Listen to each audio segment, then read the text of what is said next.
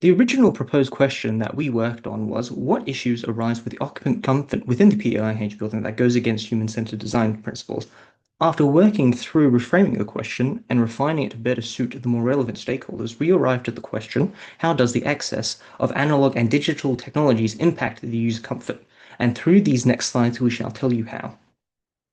The focus of our problems stem all the way back to the idea of user comfort, and this is seen with all five of the problems that we've chosen and how they either link in with one another or directly back to the main issue, that being user comfort.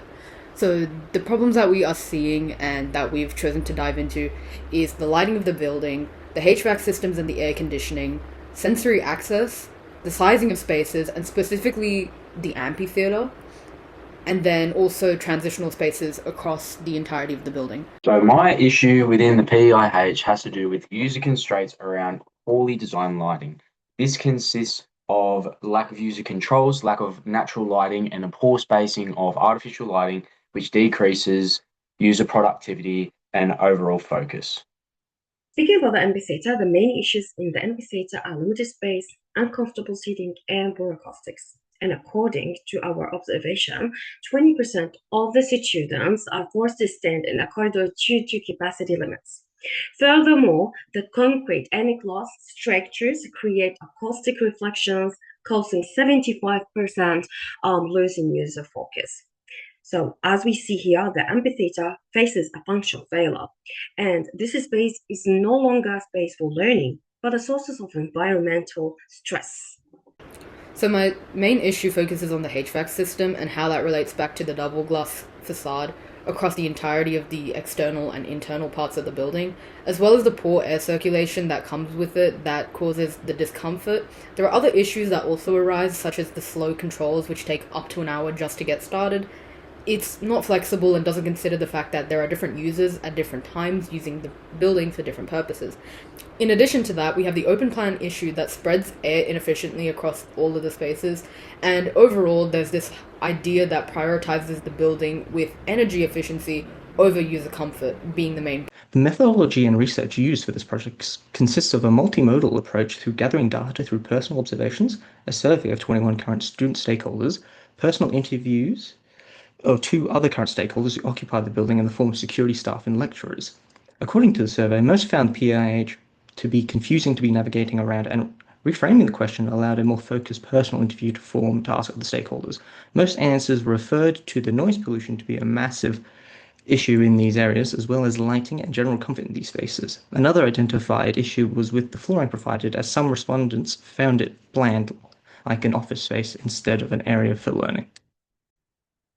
My methodology and research consisted of a number of aspects that influenced my overall results. So I had numerous factors such as mirror mappings, observations, student surveys, and background research to perfectly understand my situation. What I found was that the artificial lighting was not adequate for student study as students lost focus, and studies have shown that there's a 40% reduction in activity. As shown, a student lost concentration in a 30-minute period compared to a 2-hour study lesson that they would have done or an hour study session they would have done for themselves. Furthermore, the mirror mapping represents these factors.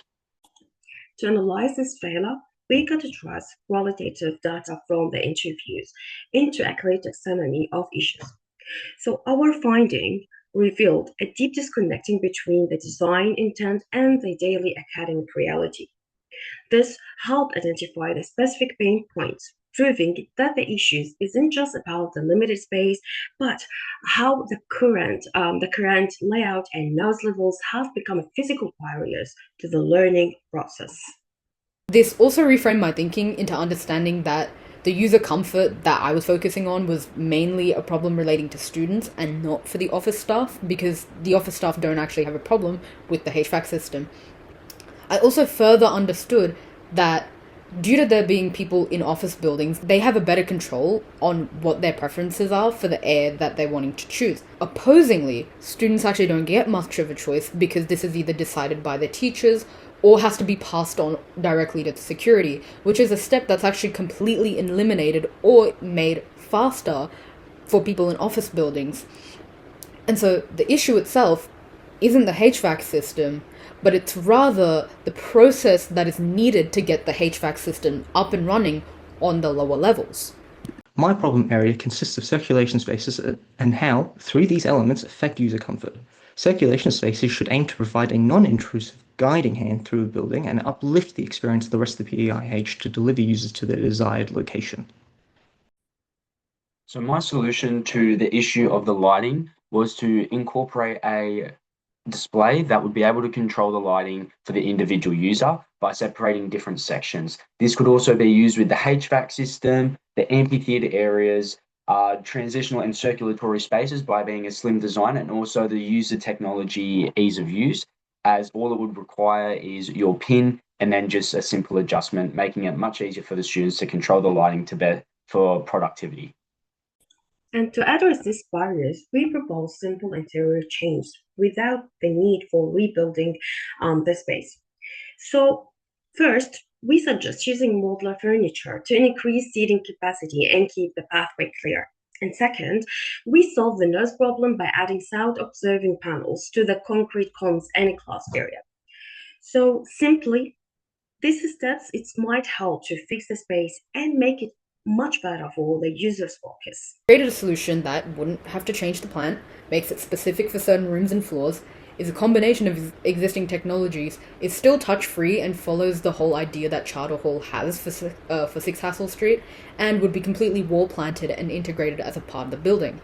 I also understand that my solution would be able to incorporate multiple elements, my favorite example being that it links in with the idea of lighting, since that can be something that's put into the same system that's used to control temperature across the floor or across different rooms. Through the gathered data, I formulated these proposed solutions. The overall design ethos was not to add any more points of technology for possible failure areas. To tackle the noise pollution issue, I devised the use of acoustic foam panels to align the roof space near potential areas of concern like the lifts and stairs, as well as corridors. Another potential fix is to harken back to the original design intent of being an office first rather than an educational building, according to the design of Melbourne, and adding meeting room-like glass around the central hallway to enclose the seating area, as well as kitchenette that block sound and clearly identify the outer perimeter as pure circulation spaces.